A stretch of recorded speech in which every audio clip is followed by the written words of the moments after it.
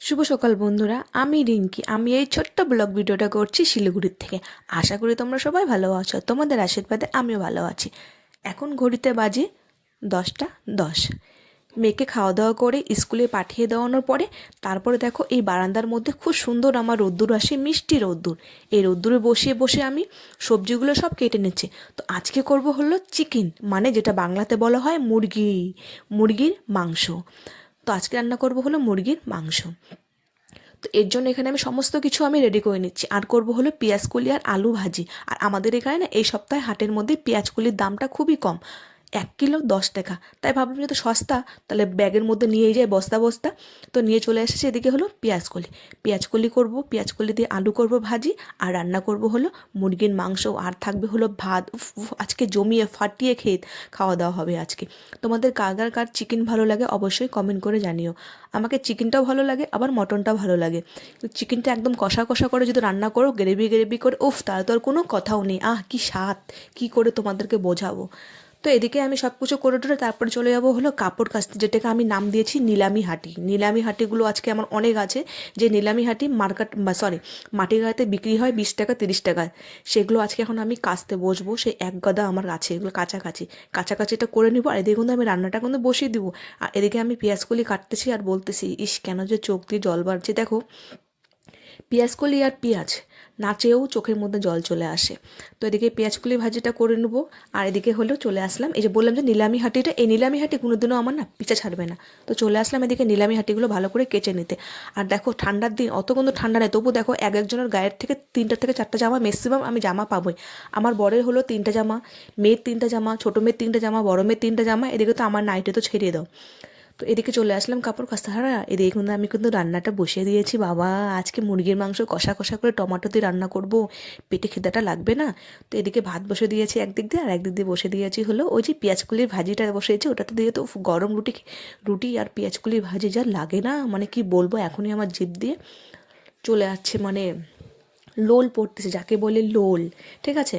আর অনেক দিন ধরে ভাবছিলাম যে একটু বাঁধাকপির ছ্যাঁকা খাবো। তো আমি তো বাঁধাকপির ছ্যাঁকা হয়তো রান্না করতে পারি না, তো ওটা মাকে বলবো।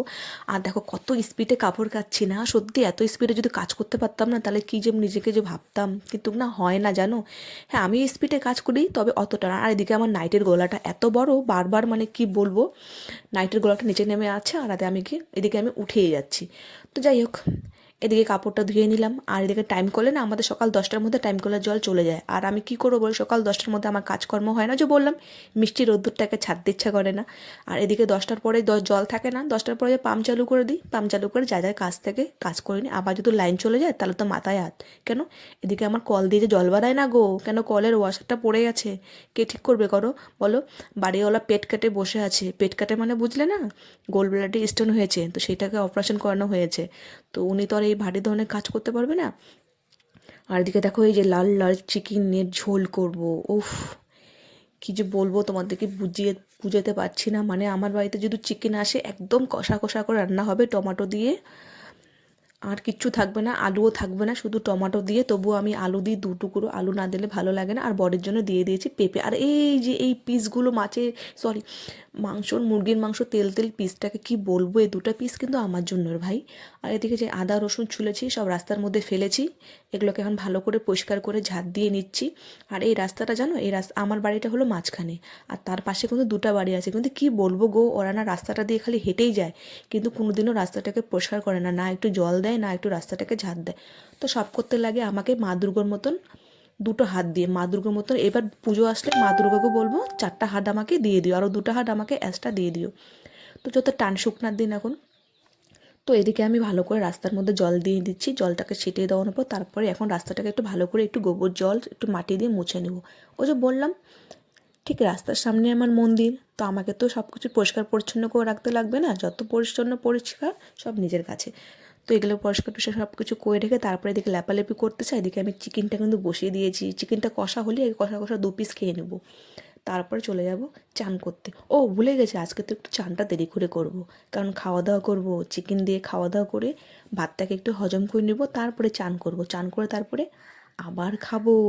কি ভাবছো, তাই ভাবছো তো? হ্যাঁ গো, আমি চিকেন থাকলে আর কিছু বলতে লাগে না। মটনটা পছন্দ করে, তবে চিকেনটা একটু বেশি।